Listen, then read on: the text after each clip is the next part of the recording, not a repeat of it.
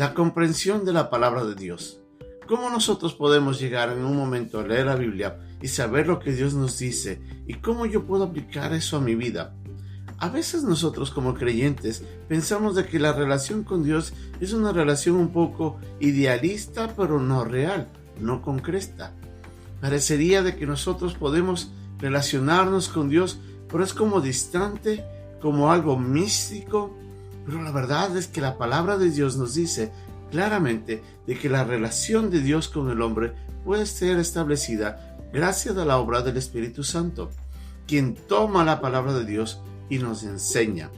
En el pasaje de hoy día vamos a ver cómo Pablo nos muestra a través de esta carta en 1 Corintios cómo el Espíritu Santo usa lo espiritual para enseñarnos lo espiritual.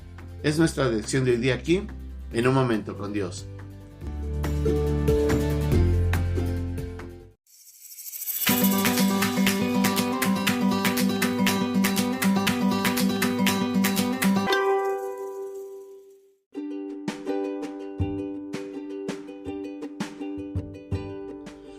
El pasaje de hoy día se encuentra en la primera carta a los Corintios, capítulo 2, versículos 11 al 16. Porque, ¿quién de los hombres sabe las cosas del hombre, sino el espíritu del hombre que está en él? Así tampoco nadie conoció las cosas de Dios, sino el Espíritu de Dios.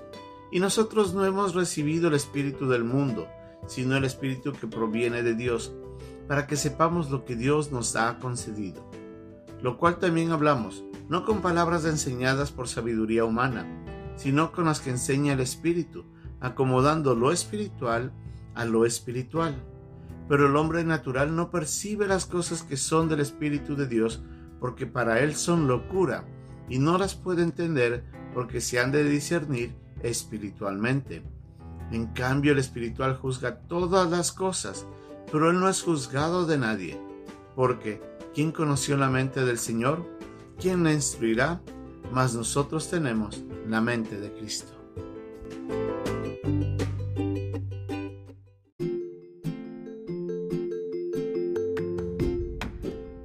En la lección anterior habíamos visto cómo Pablo nos estaba diciendo de que la manera como llegó el Evangelio a la iglesia en Corinto fue por obra del Espíritu Santo, quien obró en Pablo para, a través de los mensajes de la Biblia, hablarles a las personas que estaban en Corinto y ellos puedan llegar a entender que el Mesías, el Hijo de Dios, había venido y había muerto por ellos.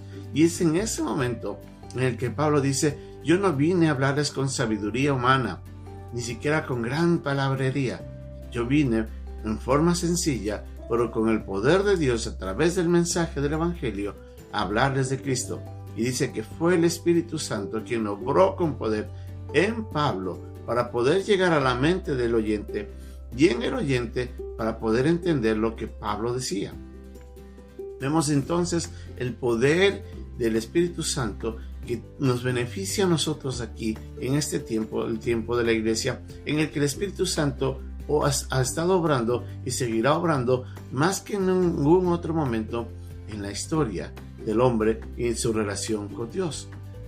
Pero continuando con este mismo principio, Pablo sigue hablando aquí en el capítulo 2, desde el versículo 11 al 16, que los hombres, por ejemplo, en el caso mío o en el caso suyo, nosotros podemos comprender muchas cosas de nosotros mismos porque nuestro entendimiento nos deja reflexionar y nos hace ver quiénes somos.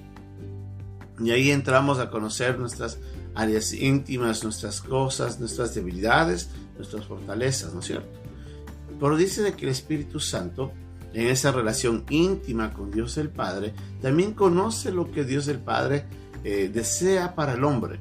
Y en esta función del ministerio del Espíritu Santo que obra en el creyente, dice que toma del Dios el Padre y le da a entender al hombre lo que Dios el Padre está queriéndonos decir.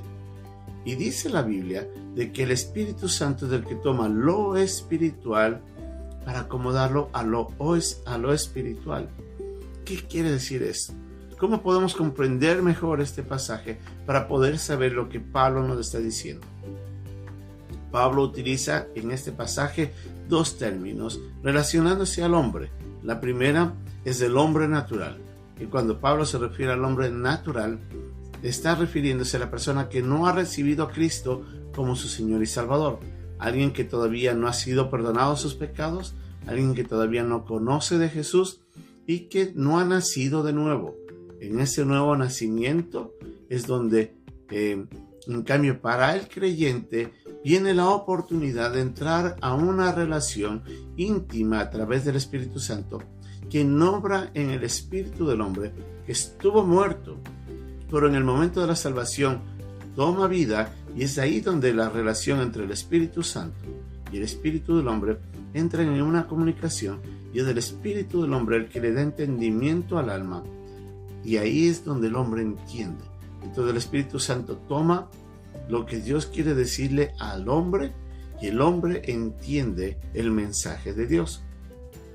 Debemos entender que además de eso, el Espíritu Santo, como nos dice en la segunda carta de Pedro, fue quien inspiró la palabra de Dios.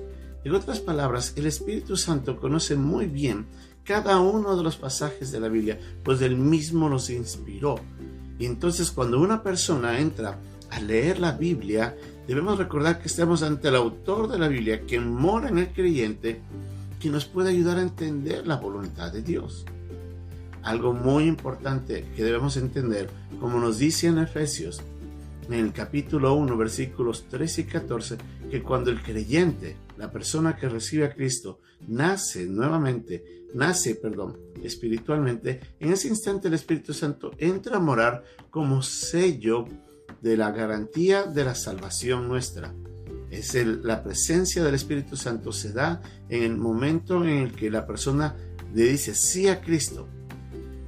El Espíritu Santo estaba obrando en el creyente a un costado, convenciéndolo de pecado, de juicio.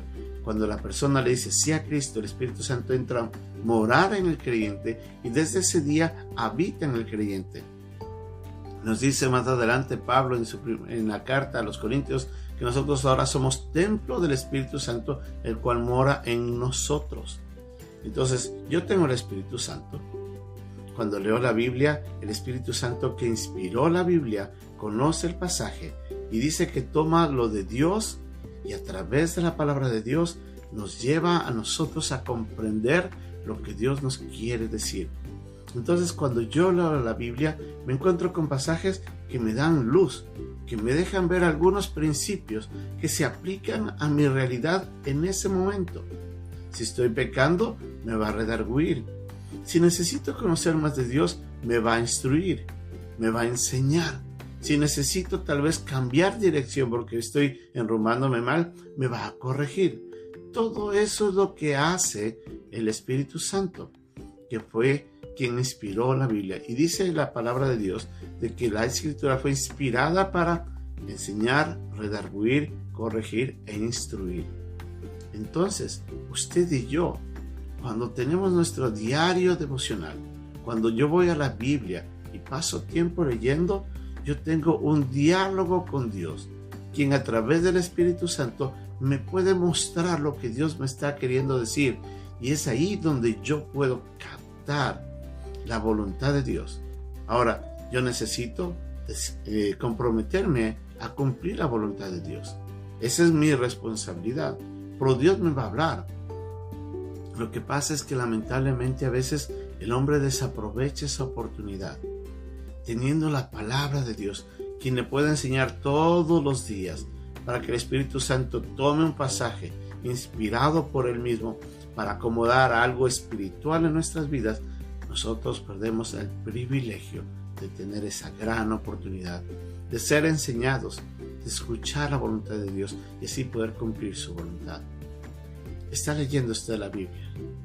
¿Está usted creyendo que Dios le puede hablar a través del Espíritu Santo? Si usted va con toda confianza y le dice antes de leer la Biblia: Señor, yo quiero escucharte. Yo sé que el Espíritu Santo mora en mí. Quiero que tú me hables. El Espíritu Santo en ese instante va a comenzarle a hablar. Usted tiene que ir con fe, pero con el deseo de escuchar para someterse a la voluntad de Dios. Dios no nos va a decir cosas cuando nosotros no queremos escuchar. Él va a comunicarse íntimamente con aquel que quiere escuchar la voluntad de Dios y cree que Dios le puede hablar. próxima vez que vaya a la Biblia, deje que el Espíritu Santo le hable a usted y en ese instante escucha a su Dios, quien está diciendo lo que es bueno, lo que es provechoso para su vida. Que en esta gran oportunidad que tenemos, todos la aprovechemos. Que Dios nos bendiga.